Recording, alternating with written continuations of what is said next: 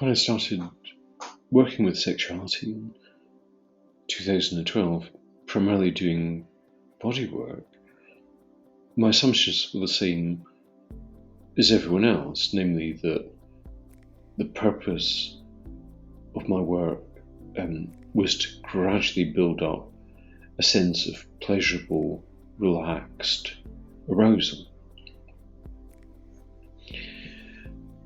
And it was only after working with quite a lot of people that I started working with other sexuality professionals. We do swaps, things like that.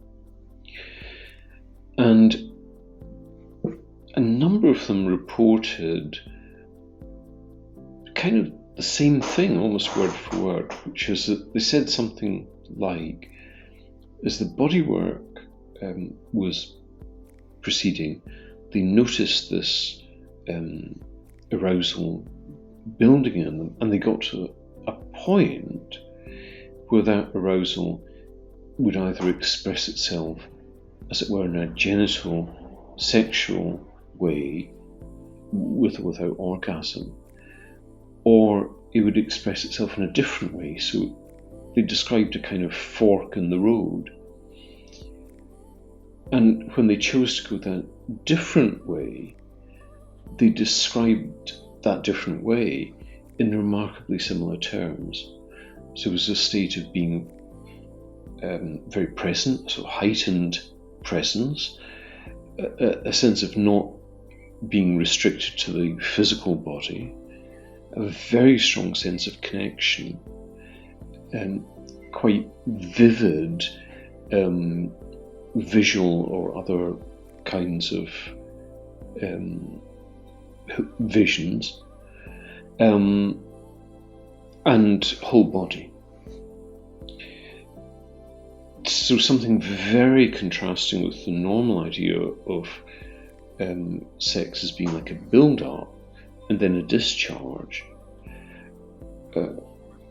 This other way of being seemed to be much more holistic and seemed to have a great deal in common with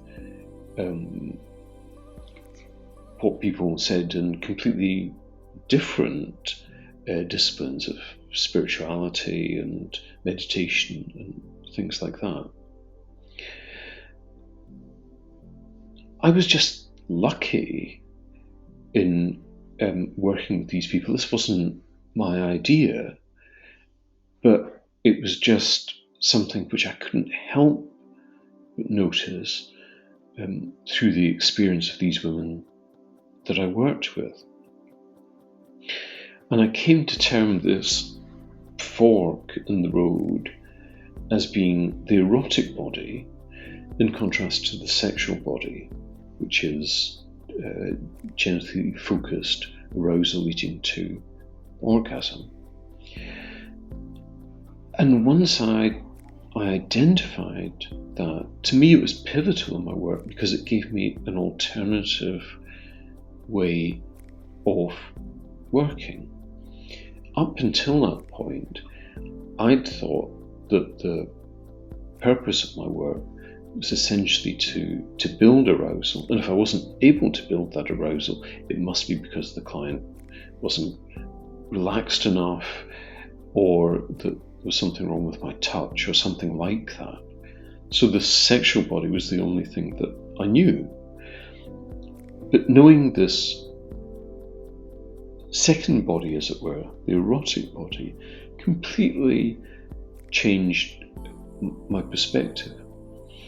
And what I came to understand is that if people, and specifically women, become aware of this other nature that they have, this erotic body nature,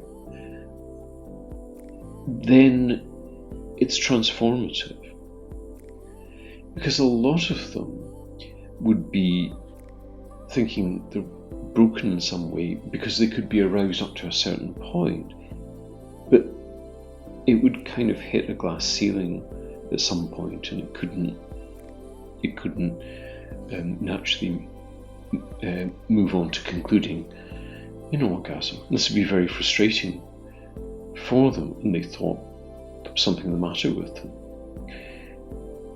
But the discovery of the erotic body led me to think, oh no, there's a completely different approach that can be taken. If there's an awareness of this incredible erotic potential, then that whole area can be mapped out, both for itself and all the transformations that it can make in our sense of ourselves and our relationship with the world and so on. But also that for many people who think that they're broken in some way because they're not functioning in the way that they think they should be functioning, the erotic body is also a way to the sexual body. So, in my work so far, I think it's fair to say this is the only truly original thing which I've come across, and it's nothing to do with me, it's just simply because I've been really fortunate in working with people who are happy to share at a very deep level. I'm going to share within the associated material a longer talk that I gave on the erotic body at the Manchester Sex Lectures, which I'd encourage you to view.